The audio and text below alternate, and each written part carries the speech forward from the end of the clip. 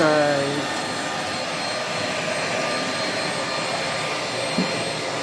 Linis muna tayo ng bahay.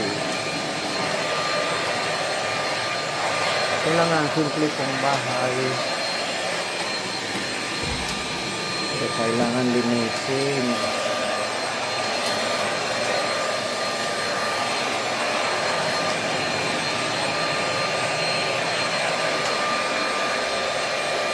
Marami pang kalat. Nag-ayos ako kagabi ng mga gamit. So, kwarto lang to eh. Yan o. Lang. Sira-sira na yung mga ano.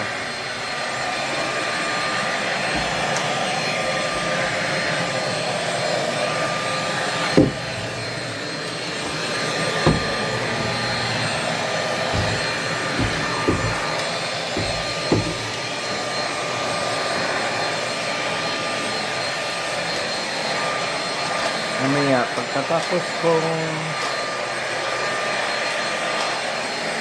vacuum, saka ko siya imamap.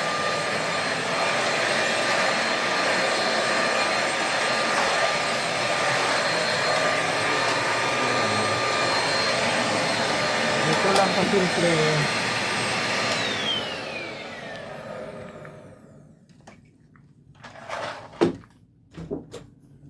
Ayan, si Buna.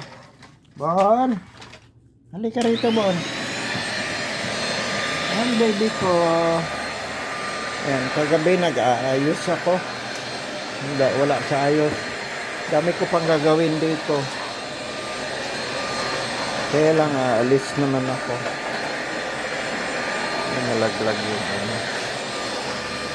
Inayos ko yung mga gamit. Ayan. Bahay ko yung napaka ano lang, hindi kasi matapos-tapos at walang budget. Pag may budget na, magagawa na to.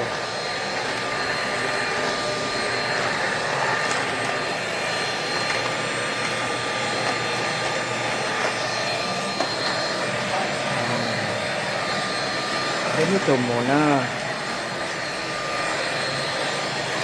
Importante naman sa bahay yung namamahay, hindi yung kung anong ganda ng bahay. Tapos yung namamahay pala hindi naman tao. Importante sa bahay, tao.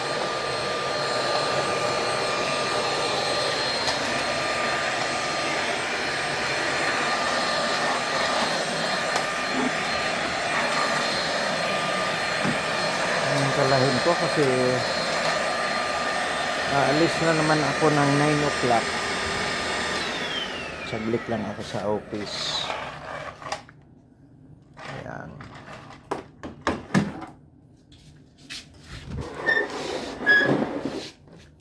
Laglag.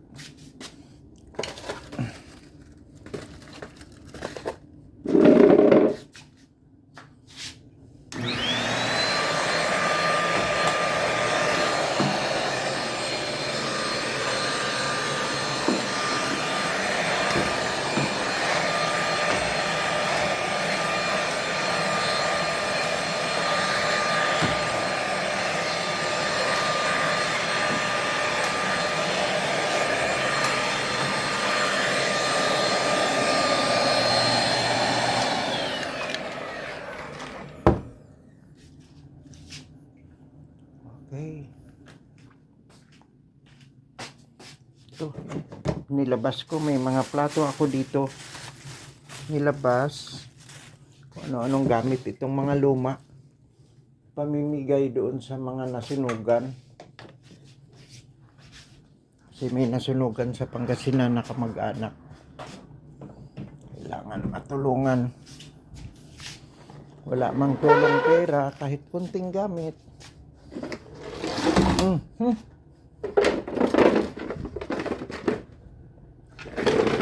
Kapag ambag man lang. Mali yung patong ko ng upuan. Yan na yan. Tapusin ko lang to.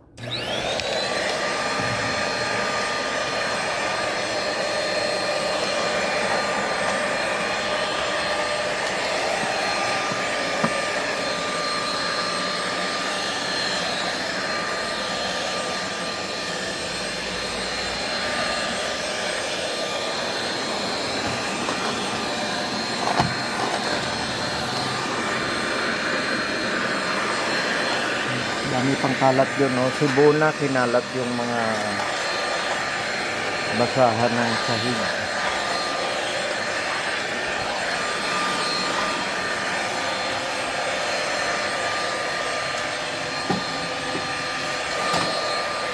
Maliit na bahay, madaling linisin naman.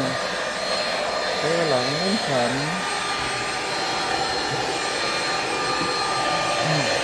lalim. Bigyan mo ng time.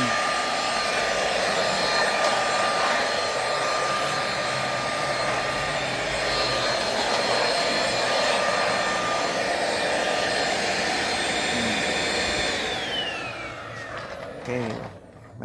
May isang kwarto pang linisin ko at yung aming pinakasalas.